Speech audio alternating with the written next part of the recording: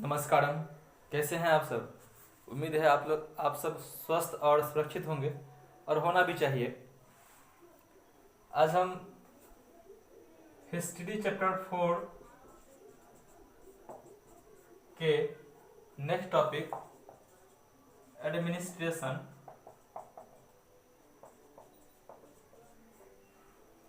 Of tribal areas को पढ़ेंगे।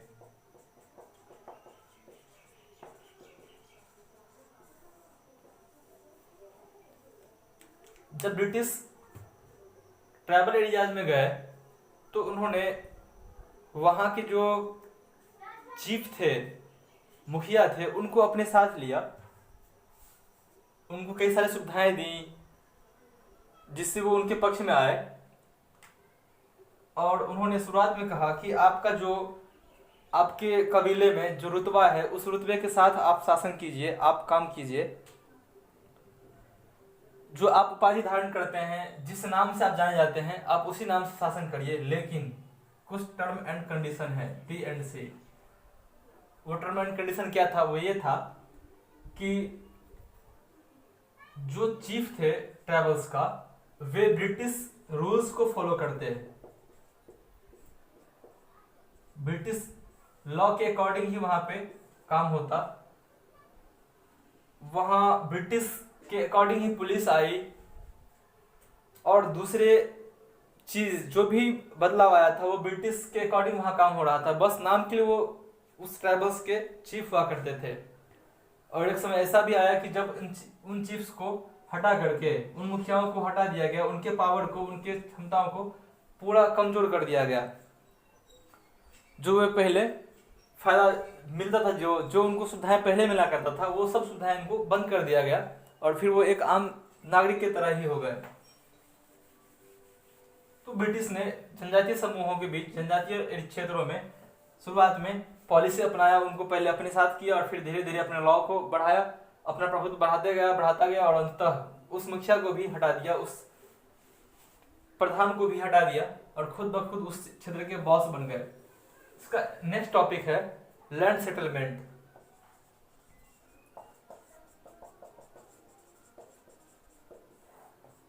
British ने ट्राइबल एरिया में भी लैंड सेटलमेंट को किया। वे अतिरिक्त और नियमित धन के लिए ऐसा किए थे।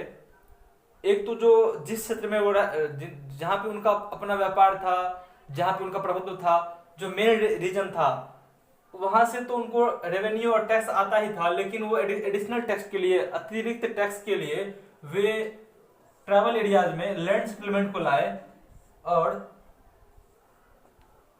वहां रेवेन्यू कलेक्टेड को, बाहरी लोगों को वहां पे भेजना शुरू किया। जो वहां रेवेन्यू कलेक्ट किया करते थे और फिर उसे ब्रिटिश गवर्नमेंट को दिया करते थे। ब्रिटिश इन लोगों को, जो जनजातीय समूह थे, ट्राइबल्स थे, उनका जो मेन पेशा था खेती करने का, कल्टीवेशन का, वो था बर्न एंड बर्न एग्रीकल्चर, जिसमें वो एक जगह के जमीन को साफ करके वहां खेती करते थे 2 से 3 साल, और फिर दूसरी जगह को साफ करके खेती वहां करना शुरू कर देते थे, झूम खेती, जिसे हम स्थानांतरण खेती भी कहते हैं। जैसे ये जमीन का टुकड़ा है, यहाँ पे जंगलों को साफ किया, उस जंगलों को काटा और जलाया और फिर यहाँ खेती किया। 2 से 3 साल से खेती यहाँ पे किया। जब इसकी फर्टिलिटी कम हो जाती है तो वो दूसरी जगह पे चले जाते हैं। इस तरह से वो खेती किया करते थे। तो ब्रिटिशों ने उनको फोर्स किया, जबरदस्ती अस्थायी खेती करने के लिए दबाव डाला कि आप एक ही जमीन पे लगातार खेती करें, ताकि उनको लैंड रेवेन्यू मिल सके, भूमि कर मिल सके। ये उन पे जबरदस्ती थोपा गया बात था। और इसके अलावा कुछ ऐसी फसलों को भी ब्रिटिश ने उगाना शुरू करवाया जो ब्रिटिशों के फायदे में था। ब्रिटेन में उसकी काफी मांग थी रॉ मटेरियल के तौर पे। तो उन सब चीजों का वो खेती करवाना शुरू करवाए, जिससे वहां के किसानों की, जो जनजातीय समूह थे, उनकी काफी दयनीय स्थिति हो गई, मिजरेबल स्टेट में चले गए और उनका आमदनी काफी कम हो गया। जिसमें से एक था इंडिगो की खेती भी, कल्टीवेशन ऑफ इंडिगो। यहां तक में किसी को कोई कंफ्यूजन हो तो जरूर पूछिएगा।